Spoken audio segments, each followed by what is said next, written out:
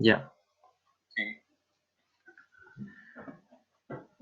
Voy a primero mostrarles el resumen de toda la clase.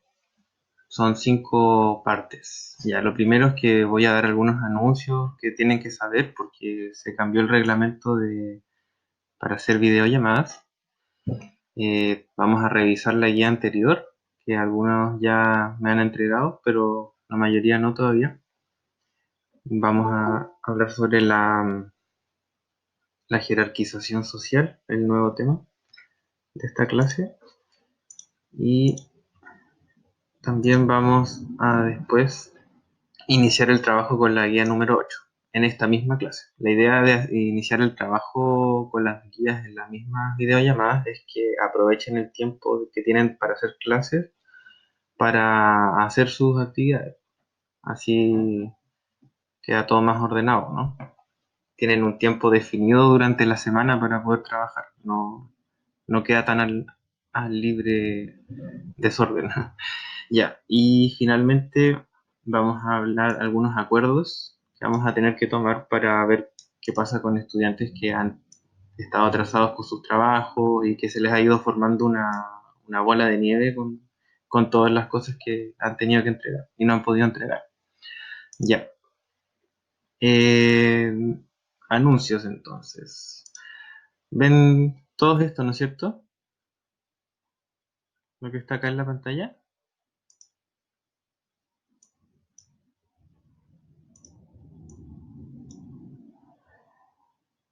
Mm, ¿Me escuchan y ven lo que veo, no es cierto? Que ya, gracias. Que es bastante raro.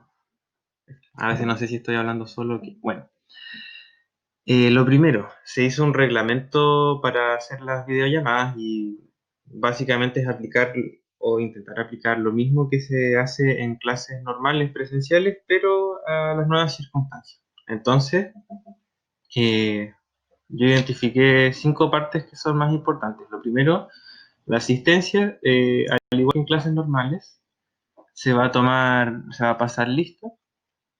Y en caso de que estén 3 clases inasistentes seguidas, se va a informar a sus apoderados. Entonces, también junto con eso se valora la puntualidad para poder dar inicio a la clase todos al mismo tiempo. En otro punto, en caso de que ustedes no puedan asistir a clase, van a tener que justificarse o mandar un correo, un mensaje diciendo por qué no pueden asistir a clase. Entonces ahí su inasistencia no cuenta. Se tendrá que usar una vestimenta adecuada. O sea, no pueden estar en videollamada con pijama y esas cosas. Los que participen tienen que tener su cámara visible y el audio desactivado. Entonces yo voy acá y todos deberían tener su cámara visible y su audio desactivado. Eso, muy bien. Ahora, al igual que en las clases normales, no podrán comer ni tomar cosas mientras dure la clase. Y bueno, lo importante para que no tengamos que cada semana estar volviendo sobre lo mismo, las clases las vamos a hacer todos los días miércoles a la misma hora. Entonces, ustedes ya deben saber, el próximo miércoles va a haber otra clase, y el miércoles siguiente y así sucesivamente hasta que tengamos vacaciones o pase algo. Ya. Hay conductas que ustedes deberían evitar. Lo primero es sacar pantallazos. Las clases se van a grabar para que todos después las puedan ver, los que pudieron asistir y los que no. Si la quieren ver 10 veces, es posible hacerlo. Otra cosa, las... Bueno, el chat no se puede utilizar como para generar un diálogo en paralelo al que está haciéndose a través de la videollamada. O sea, eso de poner F contribuye mucho a distraer a las personas, entonces se sanciona el hacer eso. Y bueno, tampoco pueden usar la imagen de sus compañeros o de sus profesores sin su autorización, que puede prestarse para muy malas cosas. Y hay conductas esperadas, bueno, siempre se va a valorar que ustedes asistan puntualmente a las clases, o sea, si les llega un correo a las 9, se tienen que conectar a las 9. Uso de un vocabulario de acuerdo al contexto de estar en clases y siempre estar atento, a pesar de que, bueno, ahora tenemos la ventaja de que las clases quedan todas registradas, lo que igual en tiempos normales sería algo espectacular. Ya, vamos entonces a retomar lo que habíamos visto antes. El tema que estábamos ahora, que son las primeras civilizaciones, habíamos definido que una civilización es una cultura que es capaz de establecerse en ciudades. O sea, no todas las culturas son civilizaciones. Por ejemplo, las culturas del Paleolítico no cuentan como civilizaciones, a pesar de que sí son culturas igual. Porque recordemos, cultura es toda capacidad de crear conocimientos o cosas que no existen en la naturaleza a través del conocimiento humano. Entonces, una punta de lanza hecha de piedra es cultura, pero la diferencia es que una civilización alcanza como a desarrollarse lo suficiente como para generar una ciudad, con todo lo que ello implica, construcción de edificios, obras de utilización del agua, em, salud pública, cultivos, administración, muchas cosas. Bueno, en este resumen habíamos identificado 4 factores que nos sirven para definir lo que es una civilización. Lo primero en el ámbito político, y esto es lo más importante, que diferencia una civilización de culturas anteriores, como por ejemplo las del Neolítico, es que una civilización es tiene una organización política centralizada y jerárquica. Y esto es la gran diferencia, porque en economía, por ejemplo, no hay una gran diferencia respecto al Neolítico. Siguen teniendo una economía basada en la agricultura y con algunas muestras de comercio. Lo mismo que hacían en el Neolítico prácticamente, con algunas mejoras. En la sociedad también tenemos un aspecto distinto a lo anterior, es que ahora como las personas se aglomeran en ciudades, ya se pueden ver distintas formas de ganarse la vida. Ya no todo el mundo trabaja en lo mismo, sino que se genera una diversificación del trabajo. Entonces surgen los artesanos, los agricultores, hay un grupo de personas que se convierten en esclavos que antes no existían, y al mismo tiempo surgen personas que quedan liberadas del trabajo manual gracias a que la producción de alimentos es mucho más eficiente que en periodos anteriores. Entonces se necesita menos trabajo para poder abastecer de alimentos a la población. Y ese trabajo que se deja de hacer no se reparte por igual. O sea, no es como ya todos trabajábamos 10 horas, ahora todos vamos a trabajar 8 horas, sino que lo que pasó aquí fue que un grupo dejó de trabajar completamente y el resto de las personas siguió trabajando igual.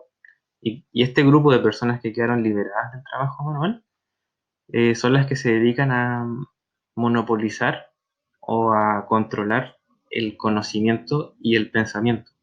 Son los que dirigen la religión y el gobierno, que son dos cosas que en esta época de las primeras civilizaciones estaban totalmente conectadas. Bueno, en el ámbito cultural, las primeras civilizaciones tienen sus avances por todo lo que implica vivir en grandes aglomeraciones de personas en las ciudades. Y una cosa que caracteriza a las primeras civilizaciones es que como formaron estados centralizados y ejercieron poder sobre grandes áreas de terreno, lo que hicieron fue dominar territorios extensos y expandieron un lenguaje común, expandieron una cultura en común, pero por grandes áreas de territorio. Y eso es lo que igual distingue las civilizaciones. Bueno, en la guía anterior, en el ítem número 1, se había pedido que ustedes hicieran un mapa conceptual utilizando este mismo cuadro. Entonces, cuando uno hace un mapa conceptual, lo que tiene que hacer es definir un tema central y luego dividirlo en categorías, que en este caso son estas 4. Entonces podría quedar algo así. Tenemos el tema central, que es la civilización, y lo dividimos en 4 categorías: en política, en economía, cultura y en sociedad. Ya. Ahora un consejo como para hacer este tipo de mapas conceptuales de forma fácil, utilizando Word o PowerPoint, es utilizar esta opción de acá arriba, que se llama en insertar, ponen Smart Art, y aquí pueden escoger tipos distintos de mapas conceptuales. Le pueden cambiar el color, el diseño, acá, en este otro diseño, cambian el color, lo dejan así, le pueden cambiar el color de relleno. Es algo que les va a servir bastante eh, en estos tiempos. Bueno, ahí se pueden eliminar formas o agregar formas. Por ejemplo, aquí vamos a eliminar esta. Y aquí podemos escoger la opción de agregar forma debajo. Podemos agregar forma al costado. Así, bueno, eso era como para mostrarles. Ya, entonces estos eran los principales 4 factores en los que podíamos clasificar las primeras civilizaciones, que eran lo que habíamos hablado recién. Ahora vamos a profundizar sobre esto, que es lo más importante, yo creo, o representa el cambio más importante respecto al periodo anterior, que es el Neolítico. Ya, para eso vamos a mostrar como ejemplo el trabajo que hizo uno de sus compañeros, que representó la estratificación social de las primeras civilizaciones en un esquema de su elección. Podían hacerlo a través de un mapa conceptual, pero en este caso el esquema más como eficiente a demostrar esta estratificación es el esquema piramidal, porque básicamente las primeras civilizaciones se organizaban en torno a estructuras piramidales. Y la estructura piramidal nos habla de dos cosas. Primero, que mientras más ancha sea la pirámide, más personas hay involucradas en ese nivel, y mientras más arriba, más poder tiene. Entonces vemos que mientras más poder hay, se va achicando la pirámide, ¿no es cierto? Y tenemos al final una sola persona que es el monarca o faraón o emperador, dependiendo de la civilización. Luego tenemos una clase de sacerdotes y funcionarios del Estado, que es la que está justo por debajo de ellos y son parte del grupo de las personas que quedan liberadas del trabajo manual y se dedican al trabajo intelectual. Luego, al final, ya comerciantes, artesanos, agricultores y finalmente en la base, y siendo la mayoría de la población, tenemos a los esclavos. Eso era una forma bastante buena de representar lo que nos pedíamos en el ítem número 1 en la parte 2 de su guía. Entonces, para quienes todavía no la hayan completado, esto les puede servir bastante de ayuda. Eh, Ahora en la parte B, en la misma guía había una parte de comparación. Ya, aquí vi que la mayoría de los que le entregaron su trabajo lo hicieron bastante bien, pero solo vi una confusión, que en economía habían hecho una comparación no entre el neolítico y las primeras civilizaciones, sino que confundieron y pusieron el paleolítico. Entonces aquí ponían caza y recolección, cosa que en el neolítico ya no se hacía, porque en el neolítico ya, recordemos, lo más importante de esa revolución neolítica era que ellos abandonaron esta necesidad de andar buscando la comida y andar cazando y recolectando, y lo que hicieron fue otra cosa, que fue establecerse de forma sedentaria en base a la agricultura y ganadería. Y resulta que en las primeras civilizaciones vemos que eso se mantiene en gran medida, con ciertas mejoras, ciertos cambios, pero las grandes diferencias están en lo político y en lo social. Que en el neolítico, claro, existían diferencias entre las personas, pero no existía un poder jerárquico centralizado. Tampoco existía una rendición oficial manejada por el Estado, cosa que sí sucede en la época de las primeras civilizaciones. Ya, seguimos avanzando en lo que fue el desarrollo de la guía anterior y vemos que hay eh, algo sobre la localización geográfica de las primeras civilizaciones. Ya, Me gustaría preguntar ahora, ¿fue muy complicado hacer esta parte del mapa? No, ¿No? Bueno, igual creo que tomando en cuenta las circunstancias en las que estamos, hacer un mapa, un dibujo, algo, pues igual ser como una forma de canalizar la creatividad. Puede ser una forma de canalizar cierta creatividad, así que a los que todavía les falte hacer su mapa, pónganle harto empeño, puede ayudarlos a mantener su salud mental, pónganle en colores, no sé, hágalo bonito. Y lo otro importante, pueden hacer el mapa en una hoja en blanco, le sacan una foto, y luego la copian y la pegan en el mismo documento, como se copia cualquier imagen, eh, para que no se compliquen tanto. Bueno, y en relación a esta localización geográfica de las primeras civilizaciones, hay cuatro cosas que saltan a la vista. Primero, eh, que existen, ya, las primeras civilizaciones no se concentran en puntos muy particulares del mapa, sino que se extienden por áreas, territorios extensos, sobre los cuales ejercen su influencia. Por ejemplo, no hablamos de la ciudad de, no sé, Tebas, sino que hablamos del área de Egipto, que es toda esta. O en el caso de acá, del área de Mesopotamia, que involucró a varias civilizaciones, la zona del río Indo. Aquí tenemos Mesoamérica, y acá tenemos los Andes centrales. O sea, ya estamos hablando de regiones, no solo de puntos particulares del mapa. Ya, segundo, existe una clara relación, una vinculación muy estrecha entre el surgimiento de las primeras civilizaciones y los factores naturales. Si nos vamos a encontrar con civilizaciones, por ejemplo, acá o acá. ¿Alguien podría decir por qué creen que en estas áreas que estoy marcando no surgieron civilizaciones? ¿Por qué pudo haber sido?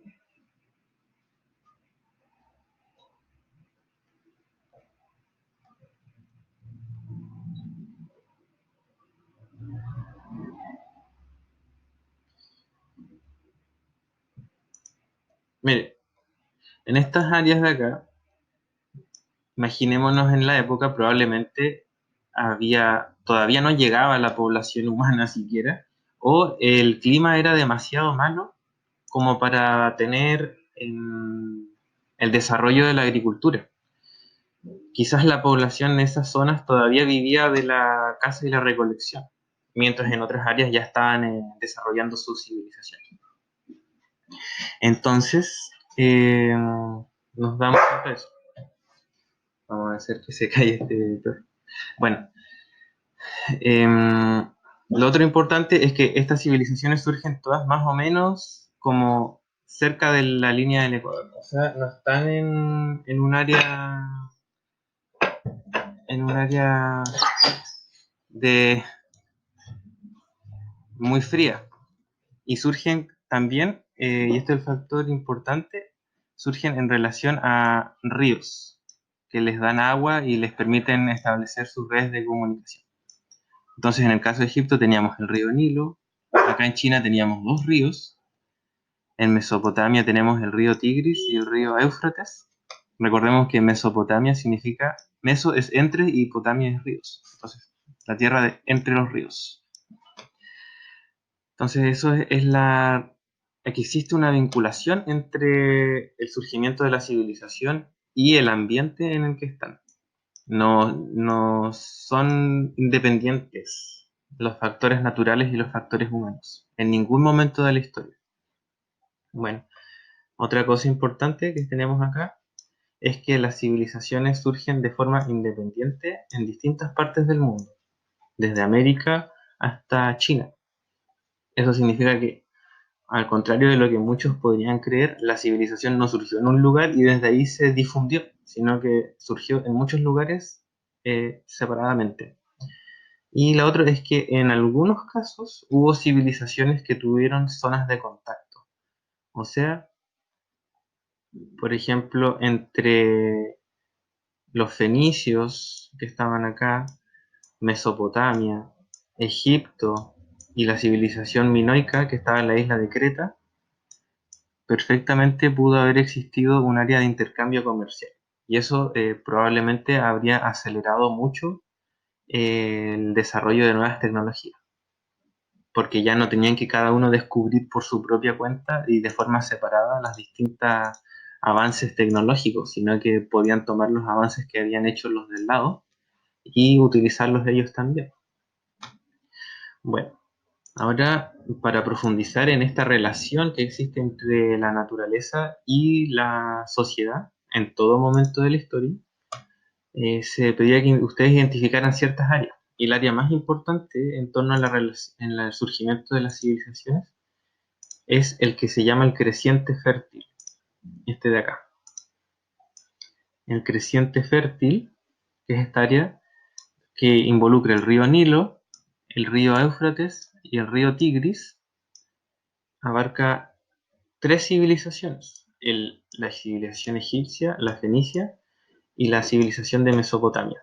Y esta fue el área en donde, en primer lugar, durante el Neolítico existía la mayor cantidad de especies domesticables. O sea, ahí tenían cabras, tenían trigo, cebada, centeno, tenían animales para la ganadería y al mismo tiempo tenían cursos de agua, tenían ríos y tenían además un clima favorable y además tenían el mar Mediterráneo, el mar Rojo, el mar Negro, el Golfo Pérsico. Y si ustedes que viven acá en Chiloé se habrán dado cuenta, existe una gran diferencia entre un mar cerrado, como el Mar Negro, Mar Caspio, Mar Mediterráneo, Golfo Pérsico o el Mar Rojo, y el mar abierto.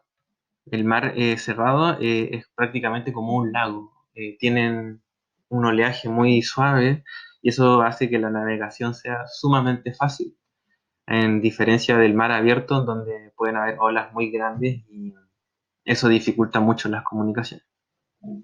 Entonces esta era como, si había un área del mundo en donde los seres humanos podían establecer la civilización, era esta área del mundo. Era como, tenía todo lo que necesitaban para hacerlo. De hecho, era como a prueba de tontos. Y una de los ejemplos como cómo los ríos afectaban la economía e incluso afectaban la sociedad es el ejemplo del río Nilo. Acá nos encontramos con tres imágenes que están en orden cronológico, de la primera hacia arriba y luego vamos hacia abajo. Entonces nos damos cuenta que el río Nilo tenía ciertos ritmos de crecimiento y de decrecimiento. A todo esto, el río Nilo es un río súper largo que recorre como 6.000 kilómetros dentro de toda África. Entonces, cuando llovía en la parte central de África, captaba mucho las lluvias que de toda esta parte del continente se formaban lagos gigantes y luego toda esa agua iba a desembocar al mar Mediterráneo. Entonces, a pesar de que Egipto era un territorio desértico, tenía, recibía toda el agua que caía en el continente africano entero y que a la larga terminaba desaguando a través de su territorio. Entonces, en los meses de junio a septiembre, que vendría siendo el otoño del hemisferio norte, el río Nilo crecía muchísimo y se volvía muy ancho. Y junto con ese crecimiento arrastraba barro, arrastraba una sustancia que se conoce como el limo, una mezcla de arena con tierra, con otras como materias biológicas. Luego de esta crecida grande, el río ya llegaba al mar Mediterráneo y se empezaba a secar y dejaba todo este barro a su paso. Luego pasaban los animales pisando el barro y dejaban sus patas marcadas y hacían hoyos. Entonces lo único que después hacía la población que vivía a las orillas del río era poner semillas y dejar que el cultivo creciera. Entonces el río regaba los campos, fertilizaba la tierra los animales hacían los hoyos para plantar las semillas, entonces lo único que tenían que hacer las personas era poner las semillas y esperar. Era sumamente fácil para ellos abastecerse durante el año. Bueno, em, bueno, estos ritmos que tenía el río igual terminaron afectando políticamente y socialmente cómo iba a funcionar el antiguo Egipto. Porque si se dan cuenta, no había comida durante todo el año. ¿Qué pasaba en los meses en donde el río estaba bajo y en los meses en donde no había producción de alimentos? La población empezó a crecer mucho y había momentos del año en donde había que utilizar la comida que se había producido durante los meses de febrero a junio. Entonces, ¿qué pasa el resto del tiempo?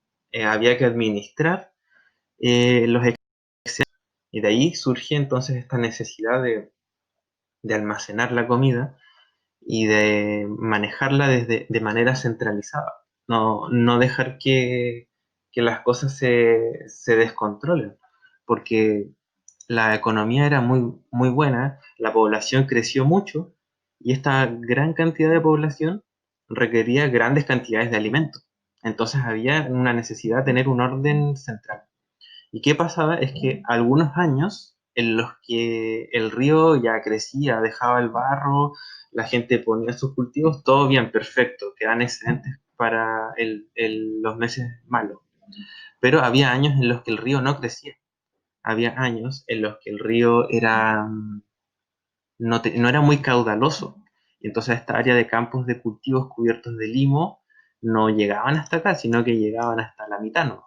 O llegaban hasta la orilla. Entonces la producción de alimentos era inferior.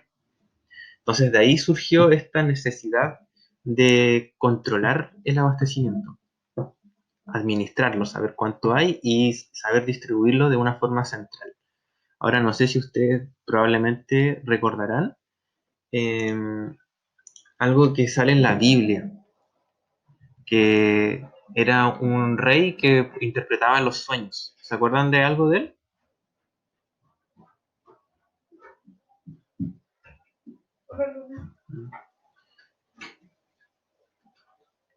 ¿Un rey de qué, perdón? Que había un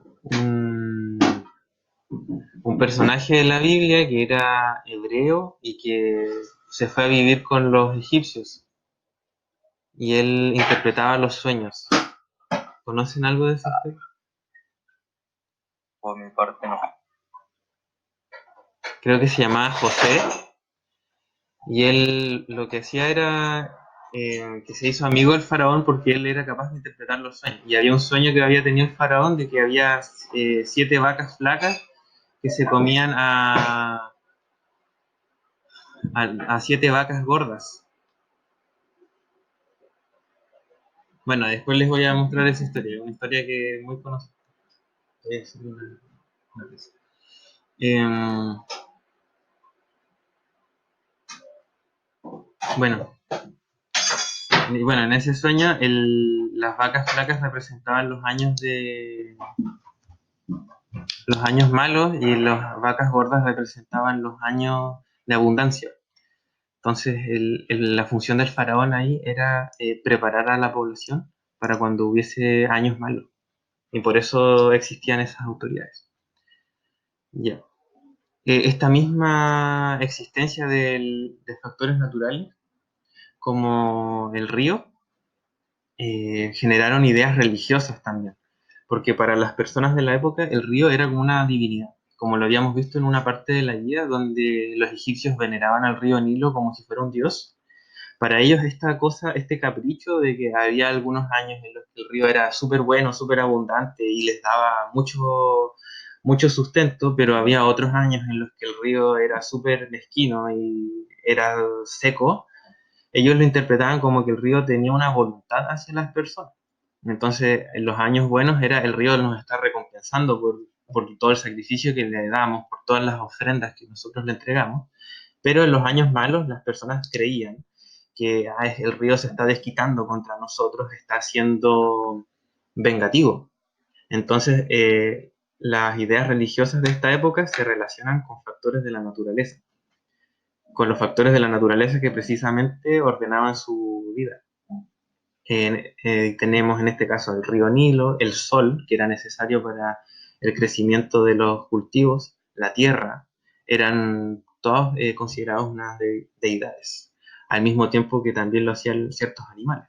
Había dioses egipcios que eran cocodrilos, eran gatos, todos estos elementos naturales se relacionaban con la vida humana y terminaron por dar forma a su orden social y en su orden político. Toda esta necesidad de jerarquía, de organización central. Bueno, en una tercera parte surge una necesidad de localizar cronológicamente a estas civilizaciones. Y el propósito de esto era ejercitar tres habilidades. La primera era la habilidad de identificar la sucesión de acontecimientos, la segunda es la duración y la tercera es la simultaneidad.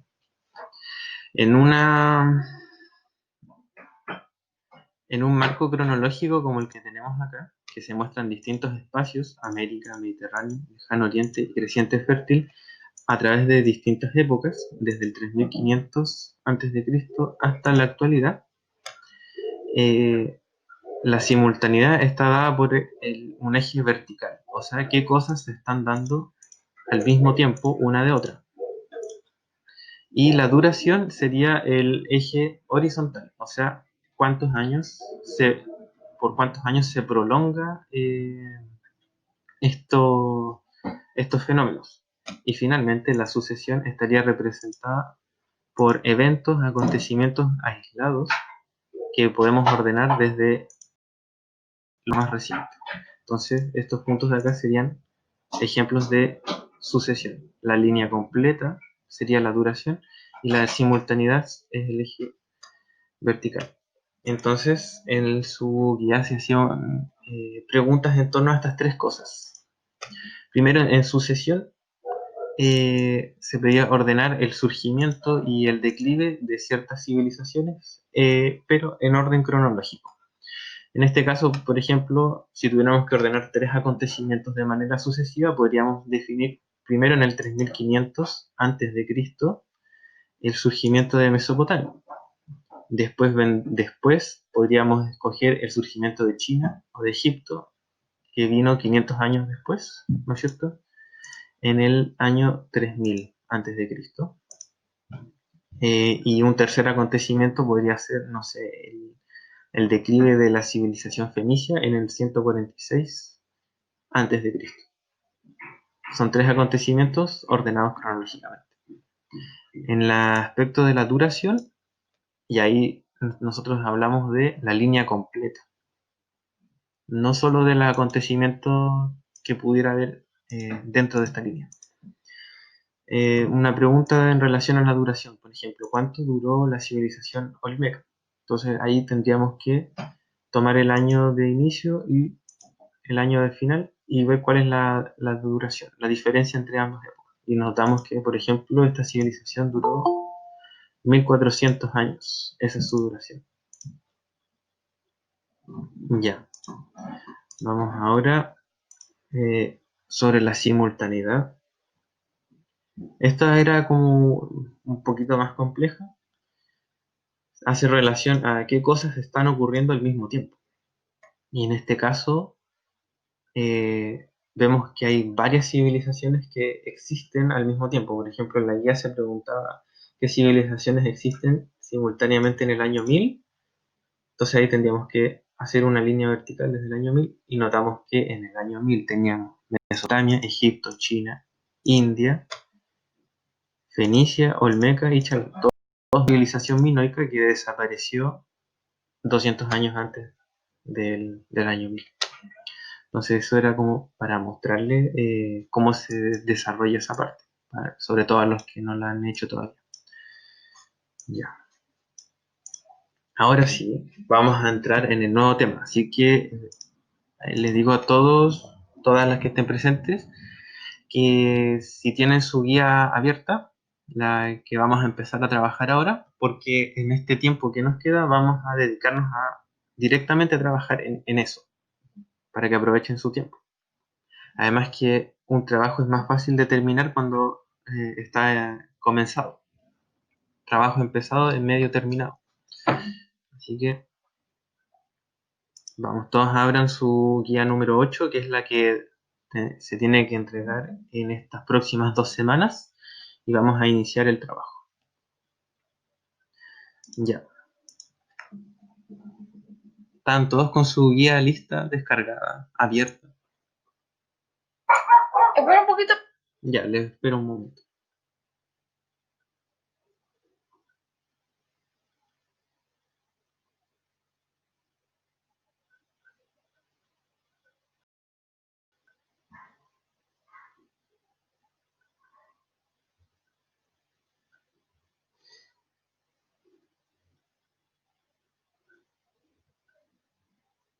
Ya. ¿Están listos ya? ¿Abiertas sus guías? No. Se escucha un poco fuerte.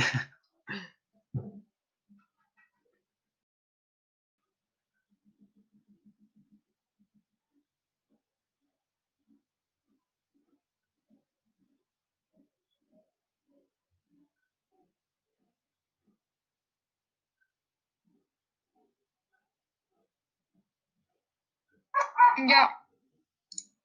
Y ahora vamos a comenzar el desarrollo. El tema de esta guía es cómo las primeras civilizaciones y por qué razón se empiezan a diferenciar las clases sociales y empiezan a concentrarse el poder en pocas personas. Habíamos anticipado un poco eso cuando hablábamos sobre el río Nilo, que como un factor natural, como un río, termina por darle forma a todo lo que se va a construir después, que es una civilización completa. El río Nilo da los ritmos de cuándo tenían que dedicar la mano de obra para sembrar, para cultivar, para cosechar, eh, la necesidad de almacenar el alimento para los momentos del año en los que no había comida, o para los años de las vacas flacas en los que no hay sustento, y al mismo tiempo cuál fue el factor que hizo que estos elementos de la naturaleza dieran forma a una religión que se relacionaba mucho con la interpretación de factores de la naturaleza, como el mismo río. Y también que cómo fue que estos factores naturales contribuyeron a que las sociedades pudieran generar, en primer lugar, excedentes que pudieran almacenar. Y eso permitió que cierto grupo de personas abandonara el trabajo manual y pudiera dedicarse al estudio y al pensamiento, monopolizando las ideas religiosas que existían sobre el mundo. Entonces, lo primero que les voy a mostrar es esta imagen de acá. Esto es un modelo muy idealizado, debo decir, de una ciudad antigua. Entonces, ¿qué elementos pueden identificar ustedes acá que les llamen la atención en esta ciudad antigua? Pueden activar su micrófono y decirlo si quieren. Por ejemplo, acá en el centro, luego tenemos un anillo exterior. Y finalmente tenemos una parte externa. Es una forma... Yo la recuerdo. No me ¿Cómo? acuerdo cómo se llamaba.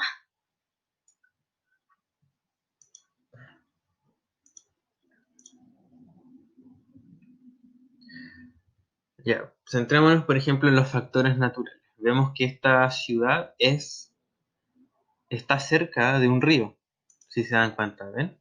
Que tenemos un río aquí cerca y aquí hay algo extraño, que esto de acá no es un río natural, sino que es un canal creado por personas para controlar el flujo del agua. O sea, ya tenemos un ejemplo que las primeras civilizaciones ya están teniendo un manejo de la naturaleza, pero al mismo tiempo igual se relacionan con ella.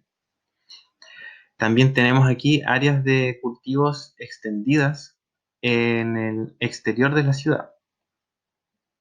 Eso es importante a tomar en cuenta porque todas estas primeras civilizaciones son civilizaciones que se basan su sustento en el cultivo de la tierra. Pero tenemos aquí en el centro la ciudad, es una verdadera área de control que ejerce predominio sobre en las áreas exteriores.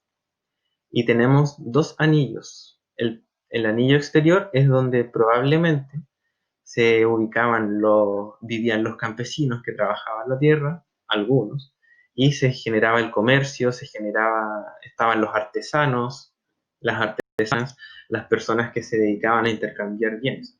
Si nos damos cuenta, aquí tenemos caminos que conducen a este anillo exterior, estos caminos que están acá. Probablemente desde ahí se despachaban los productos y se recibían productos de otras ciudades. Y ahora tenemos un anillo interior en donde se ubican las, las personas más importantes, las personas que no se dedican ni al cultivo de la tierra, ni al comercio, ni a la artesanía, sino que se dedican a gobernar, a administrar. Y el poder que ejercen ellos no solo es en relación a la población general de la ciudad, sino que es en relación a todo el territorio que ocupa esta ciudad.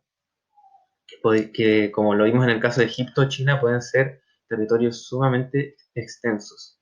Es algo muy similar a lo que sucede en esta, no sé si lo han visto, en una serie de anime que se llama El ataque de los titanes.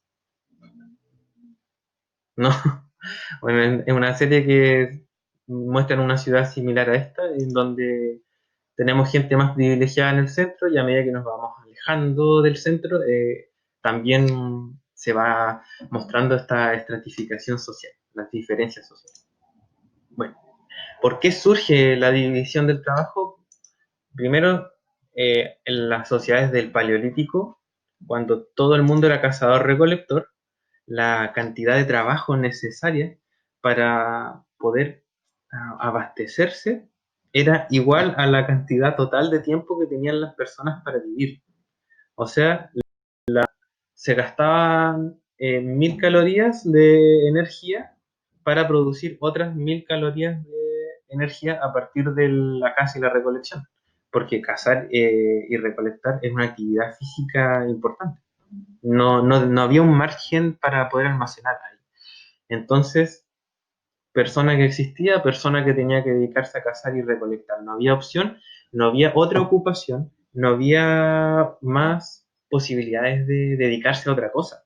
Y entonces, eso era lo malo de esto. Pero lo bueno es que no existía una división social, porque todas eran iguales. Existía un solo trabajo, cazar y recolectar. Y punto. No se genera mayor diversidad, no se generan mayores diferencias. Pero por otro lado, cuando ya se genera un excedente, hay personas que se apoderan de este excedente, eh, se pueden dar cosas como esta. Por ejemplo, que haya dos personas que su trabajo consiste en cargar a otra persona que probablemente no hace nada. Entonces, para que pueda existir esto, tiene que haber mucho sobrante de alimentos que te permitan sacar a tres personas de la producción de comida, como sucede en el caso de la caza y recolección, y que generalmente no se da en contexto de igualdad. Bueno, ¿por qué pasa esto? A través de este mapa conceptual lo vamos a explicar. Se generan excedentes, entonces parte de la población queda libre de estas tareas que necesitan obligadamente trabajar para la subsistencia, como sucedió acá en el Paleolítico. Y eso genera dos efectos. En primer lugar, genera una diversificación. O sea, es posible que no todos trabajen en lo mismo. Ya no todos tenemos que ser cazadores recolectores. Ahora yo puedo ser artesano, yo puedo ser comerciante, puedo ser campesino, puedo ser distintas cosas. Entonces, esto es un lado, diversificación. Hay gente que va a ser esclavos, campesinos, que son los que mantienen con su trabajo la producción de alimentos para sostener a todo el resto. Tenemos a los artesanos y comerciantes que utilizan las materias primas para generar productos o intercambian productos entre ellos. Y después tenemos a los reyes, a los funcionarios que son parte de la población liberada del trabajo de la subsistencia y se dedican a monopolizar las ideas y utilizan esas ideas para gobernar. Ahora, lo malo de esto es que esta diversificación no se da en un contexto de horizontalidad e igualdad, sino que se da en un contexto de jerarquización. O sea, un grupo concentra el poder y los demás grupos sostienen al resto con su trabajo. Entonces, comenzando ya con el trabajo en su actual guía, la número 8, lo que tienen que hacer en primer lugar es completar este esquema piramidal. Entonces, vayan todos a la guía número 8, en la primera parte, y vamos a comenzar con el desarrollo de esta primera actividad. Aquí en la misma guía se dan instrucciones sobre qué página del libro podemos usar. Bueno, hay una página del libro que es bastante buena para eso. Profe, pero esta ayuda al término de la clase ya la terminaríamos, la haríamos como en conjunto o algo así, ¿no? Vamos a dejar comenzada esta guía, la próxima semana la vamos a seguir haciendo y después la tercera semana vamos a revisar cómo fue el desarrollo. Así va a ser el orden de una semana. Revisamos la guía anterior o les muestro cosas sobre la guía anterior y les presento la nueva guía, la comenzamos a desarrollar. Después de la segunda semana continuamos con el desarrollo de esta guía y la tercera semana hacemos lo mismo que hoy día. Eh, Hacemos un resumen de la guía anterior y presentamos la actividad siguiente. Entonces ahora acabamos de terminar de mostrar la guía anterior y ahora vamos a iniciar con esta número 8, la nueva.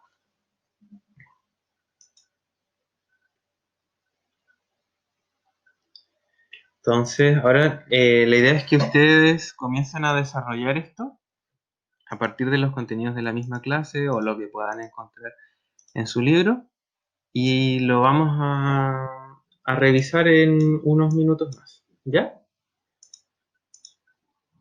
Así igual dejan comenzado su trabajo, utilizan el tiempo de clases para hacer las cosas de la asignatura y así no tienen que estar haciéndolo en otros horarios.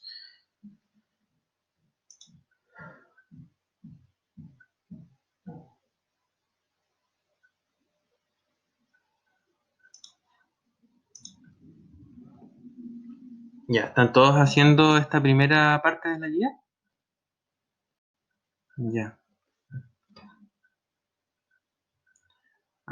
Bueno, parte del reglamento ahora, todos deberían estar con sus cámaras activadas, los que tengan su cámara en buen estado.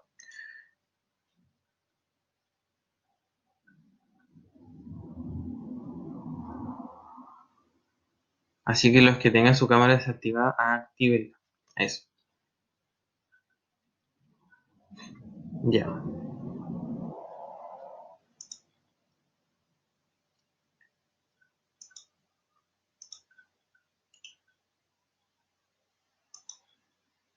Mientras tanto voy a verificar la asistencia.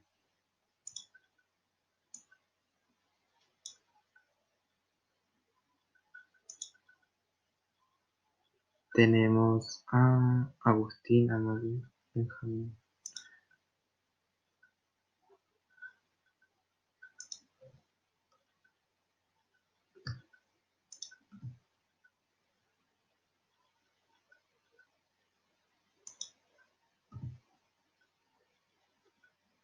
Santa Parrilla.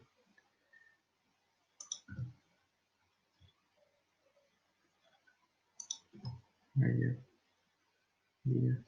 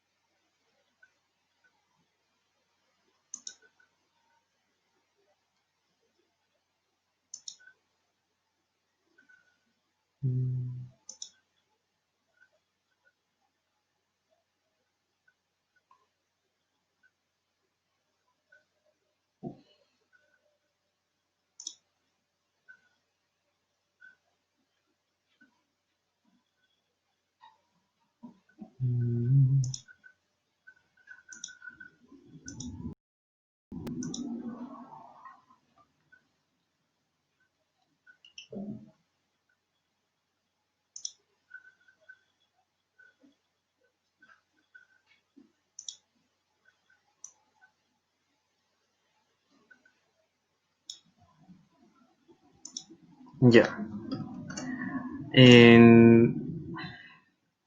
¿Cómo van con su desarrollo? ¿Vamos bien?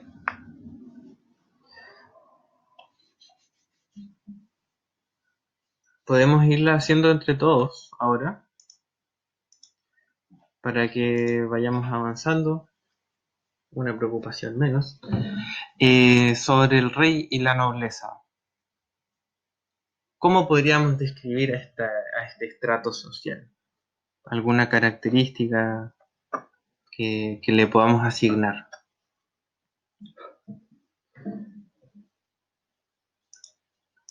Hablen nomás.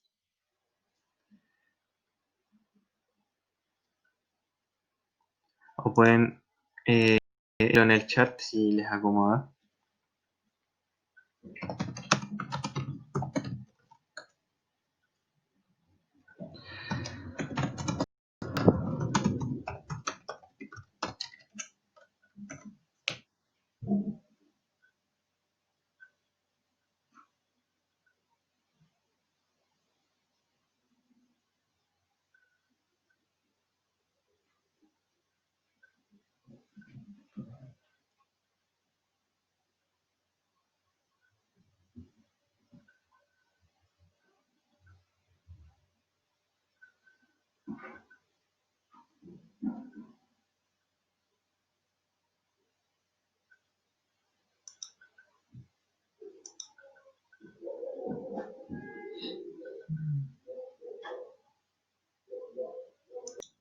Había esclavos que se dedicaban a trabajar la tierra, pero también había esclavos que se dedicaban, no sé, a abanicar al faraón, a extraer materias primas.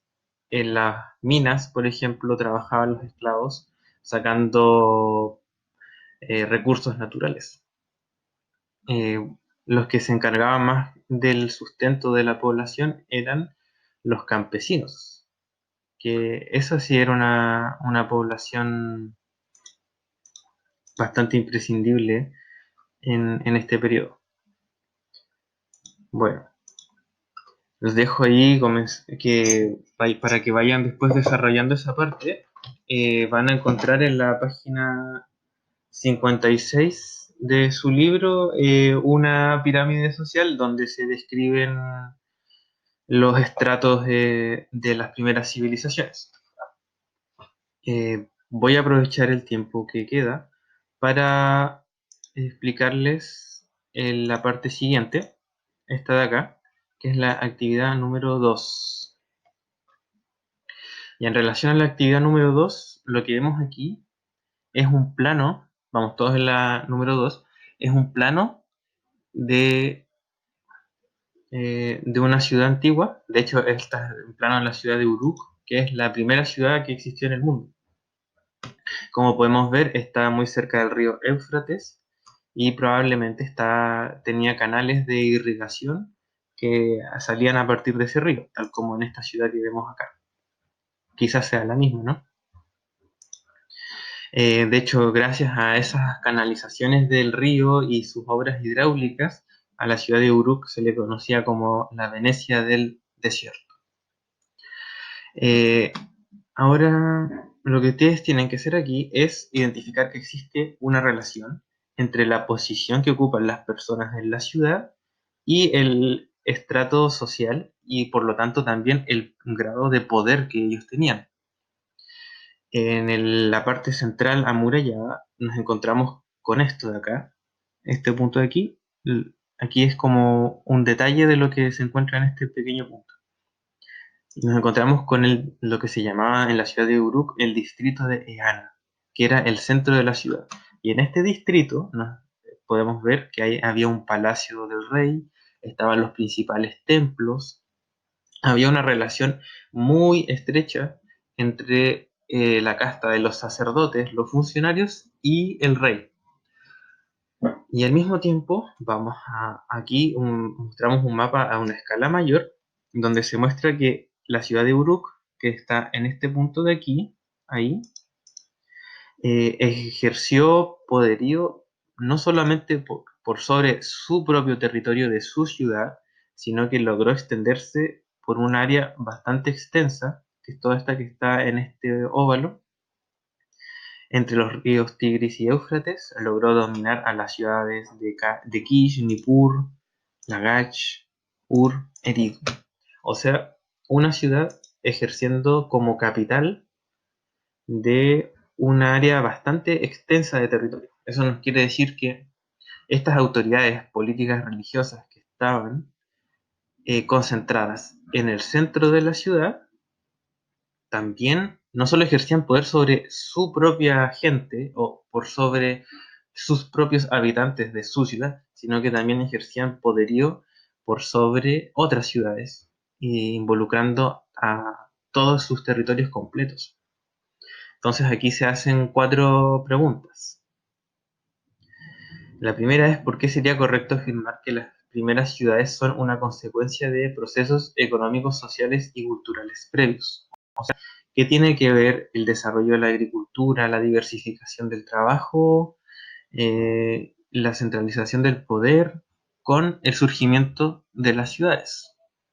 Y la B es una pregunta que se hace en el caso opuesto. ¿De qué forma las mismas ciudades, una vez ya surgidas y originadas, contribuyeron a que existiera una diversificación social, una jerarquización social y el surgimiento de imperios? Después en la C, esta es una pregunta que trata sobre análisis de la fuente. Tienen que identificar cuáles de estos estratos sociales que teníamos acá estarían ubicadas en las distintas partes de la ciudad, que como vemos no se distribuyen de forma igualitaria. Hay gente que está en el centro, hay gente que está en la periferia y hay gente que está afuera de la ciudad.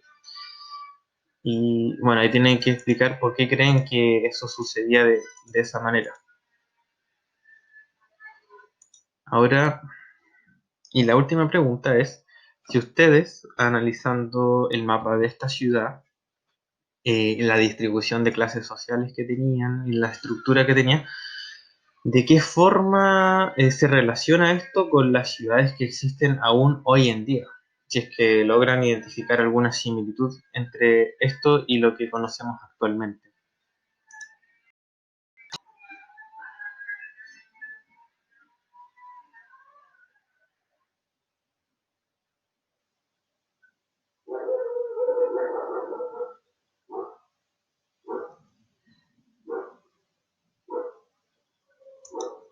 Claro. Bueno, leyendo lo que dicen en el chat, pueden haber varias respuestas para las preguntas. La idea es que no todos respondan lo mismo, pero em, sí tienen que tener cierto sentido. O sea, la idea acá es describir cuál es los estratos sociales en esta época. O sea, no se trata de copiar y pegar el contenido de una fuente de información, sino que igual tiene que hacerle sentido a ustedes. Em, ya. En estos últimos minutos me gustaría saber si alguien de los que aparece su nombre acá está conectada o conectado. Sofía Águila, Cristóbal Andrade, Javiera Barría, Vicente Chodil, Juliana Manquel, Valentina Peranchiguay, Benjamín Santana. Yo estoy. No había que hablar. Sí, bueno, a los estudiantes que estaban sus nombres ahí, les voy a pedir que después se queden un ratito porque vamos a tener que conversar algo. Y los otros estudiantes, bueno, podrán seguir desarrollando sus actividades, darles inicio y lo vamos a revisar el próximo miércoles para ver cómo lo fueron haciendo, cómo fueron generando su trabajo, ver en qué cosas estuvieron bien, qué cosas estuvieron mal y corregir. Eh, Así que vamos a ver qué pasa con ellos.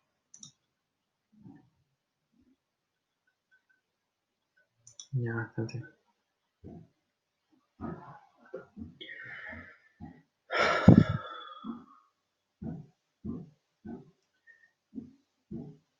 Ya, los que están conectados alcanzaron a desarrollar algo de sus guías.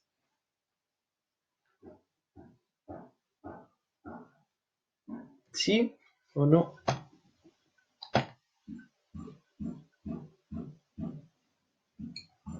Yo solo alcancé a poner algo. Ya. Bueno, igual. Yo compré eso donde había que, por ejemplo, colocar en rey nobleza, sacerdotes, esas cosas. Esa, Profe, ¿Sí? solo por preguntar algo, ¿los sacerdotes se encargaban de ciertas creencias del pueblo o cumplían alguna otra labor dentro Eh, del gobierno? la labor que tenían los sacerdotes era como manejar todo el conocimiento, porque en esa época no existía la ciencia, ni las leyes, ni no había una separación entre las distintas disciplinas. Entonces, la única forma de estudio de la realidad que existía era la religión. Entonces, básicamente, ellos al tener la religión manejaban todo el conocimiento. Eso incluía la ley, la justicia, la economía, la política. mm, mm, Así básicamente lo controlaban todo. Entonces ellos utilizaban las ideas religiosas para gobernar también. Porque, por ejemplo, ellos decían, ya, el río este año fue seco, no tuvo una crecida buena, no tuvo agua, entonces vamos a tener que sacrificar personas a los dioses para que el río próximo año sea un río fructífero. Entonces ellos podían decidir eso porque eran los únicos que tenían la capacidad o tenían el tiempo y si podían dedicarse a la reflexión, al pensamiento y al manejo del conocimiento. Ellos tenían sistemas de escritura que solamente ellos sabían utilizar.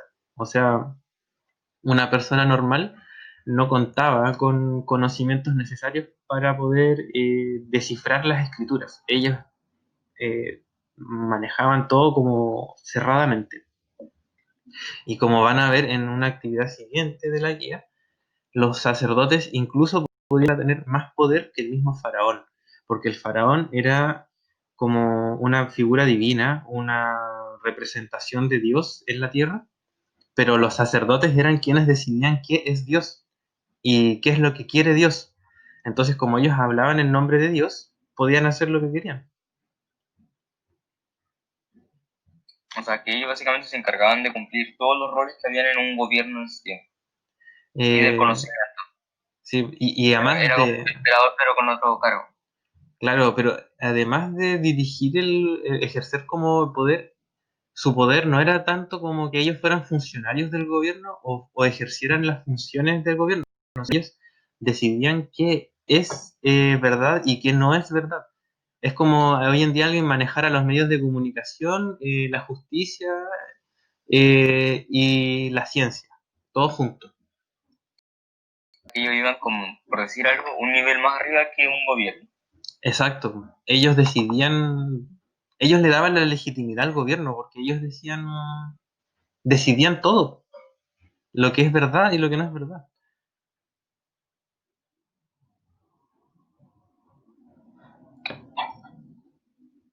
Podían manejarlo a su antojo. Si ellos querían cambiar la realidad, podían cambiar la realidad solo con decir, ¿saben qué? Ahora Dios cambió, ahora Dios exige tributo, así que todos tienen que pagar tributo. Y ahí el faraón tenía que decir, ya, sí, el dios exige que hay que pagar tributo, entonces yo voy a hacerme cargo de eso. Entonces al final los sacerdotes eran como, estaban por arriba. Agustín, diga. Profe, ¿Sí? los altos funcionarios del Estado eran como los que controlaban el ejército, eran como los generales. En algunos sí, pero también había más altos funcionarios. Lo que distinguía a los altos funcionarios en esta época era que ellos eran las personas más capacitadas, sin ser de la nobleza y sin ser sacerdotes, pero también eran privilegiados porque ellos manejaban los sistemas de escritura y de administración. Entonces, cuando había que tomar registro de los alimentos que había almacenado, de la distribución de la comida, de todas esas cosas, ellos eran los que se encargaban de hacer esas labores. Entonces era más como una responsabilidad que tenían, que igual les otorgaba bastante poder. De hecho, son estos funcionarios los que crean las matemáticas. Originalmente las matemáticas eran un sistema para hacer inventarios. O sea, saber, ya, yo recibí 5 sacos de trigo, por lo tanto, esto me alcanza para alimentar a 20 personas. Y empezaron a desarrollar sistemas como símbolos y sistemas para ir almacenando la información. Ellos son los que crean la escritura y manejan todo eso.